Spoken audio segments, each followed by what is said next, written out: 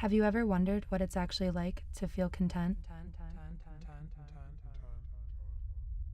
To have found the perfect balance and to be at ease? I fear that nothing will ever truly make sense in this world. At times, it may seem like you have it down, but then life finds a way to prove that you actually know nothing at all. How you perceive the world around you, what you think you understand, or how strongly you feel about something can change in an instant. You reach a point where everything begins moving faster than you can keep up. Before you know it, you find yourself stranded, lost. And in these moments, it's so easy to forget what's really important. When we look past the big picture.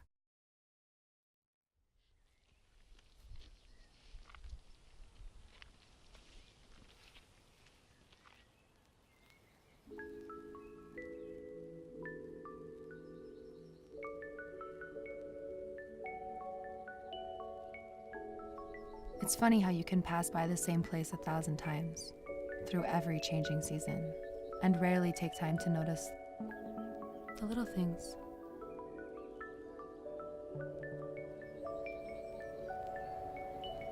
Elise, is that you? Hey, Miss Farley, how are you? Oh, I'm doing great, dear. My, I haven't seen you walking down this street in years. Probably since you wore that little purple backpack cutting through my yard on your way to school. Thank God for cars. Back in middle school, up until high school, I used Miss Farley's backyard as a shortcut to get to school, up until I was 15.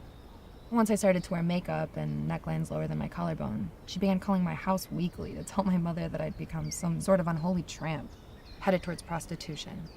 Crazy bitch. So good to see you, dear. You look beautiful as always. Thank you, Miss Farley. It was nice seeing you too. Take care. I've always wondered how my parents, the established adults of today, and even elderly people like Miss Farley, have gotten through life. I like to believe they grew up in a simpler time, where things just weren't as complicated. In today's world, we're exposed to way too much, continuously flooded by influence. It's nearly impossible to disconnect. The idea of one remaining sane is just unfathomable to me. You're not alive if you're not frustrated. I didn't have too many friends growing up. I guess I was more of a reserved kid. I felt like I couldn't relate to the other girls at school. It wasn't until I was 13 when I met a girl named Maya. Her family moved into my neighborhood about 9 years ago. The other girls at school were intimidated by Maya, so she didn't have many friends at first. After introducing myself, it didn't take much for us to become friends. But to my surprise, she became my best friend.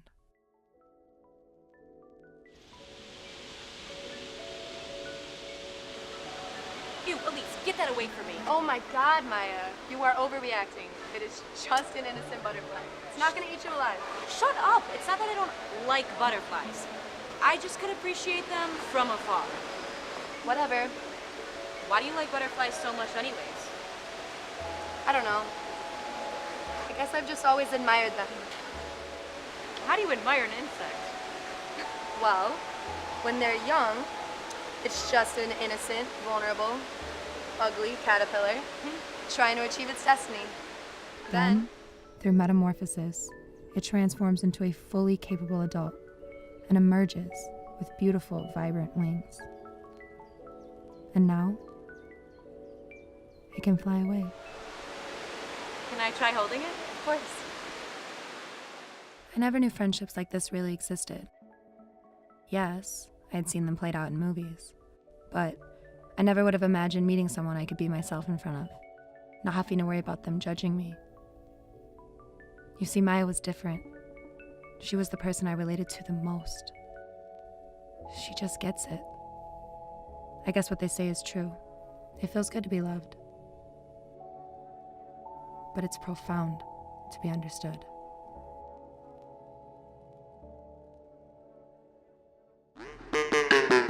Oh damn.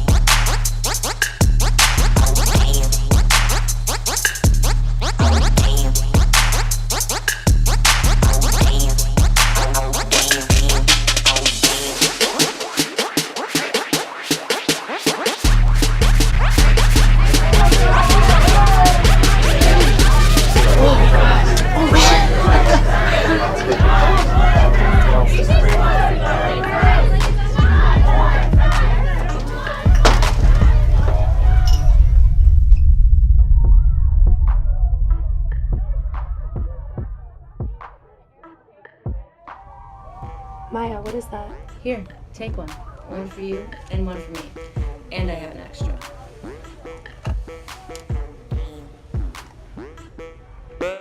I trusted her.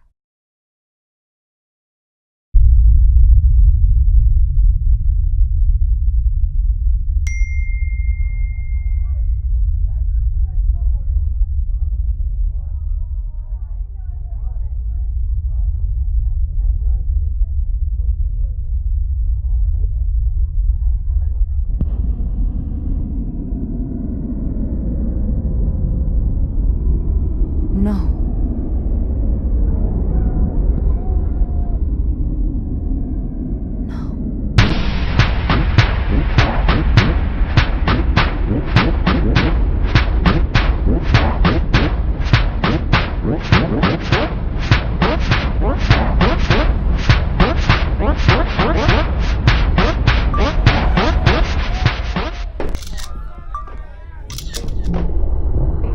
I trusted her, and she abandoned me.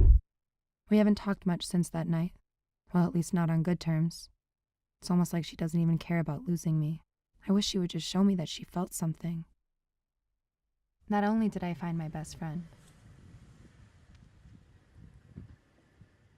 but I had also found my first love. No one had ever made me feel like Adam did. I found myself attracted to all of him, every part.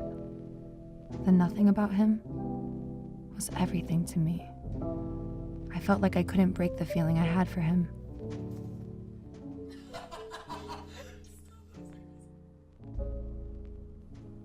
I didn't know how or when it came to be that he became my every other thought. I felt like I had everything, but getting what you want is not always what you need. I had waited for this, for what seemed to be forever, for our bodies to connect, our lips to touch, to taste each other's silence. It felt good. It felt right.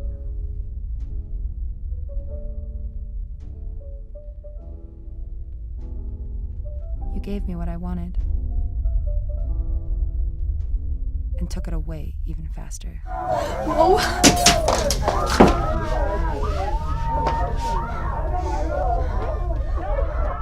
I loved you so much, but that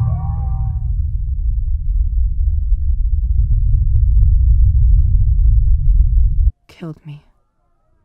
They say if you love someone, you have to set them free.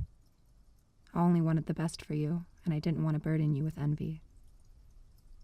So I let you go. I set you free.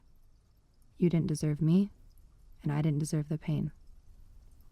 Getting what you want is not always what you need. What I needed was your love. But I could not take what was not mine.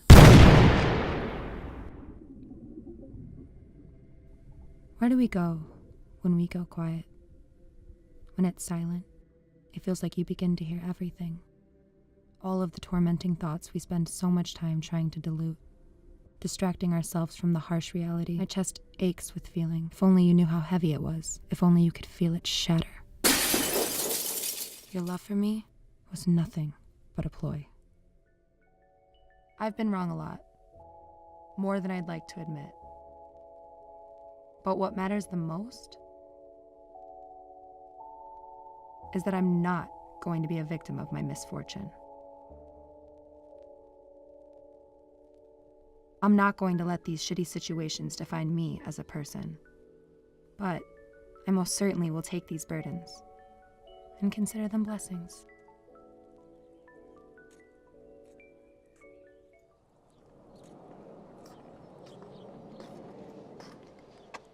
I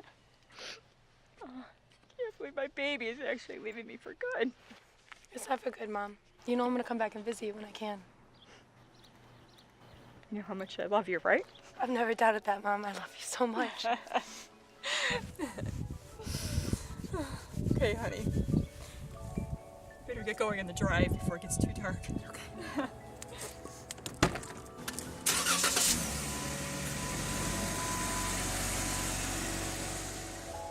You never register the important moments in your life when they happen. You realize how important they were when you look back.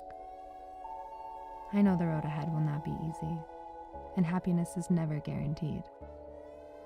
But I know everything will be okay, as long as I allow myself to fly and embrace this beautiful confusion we call life.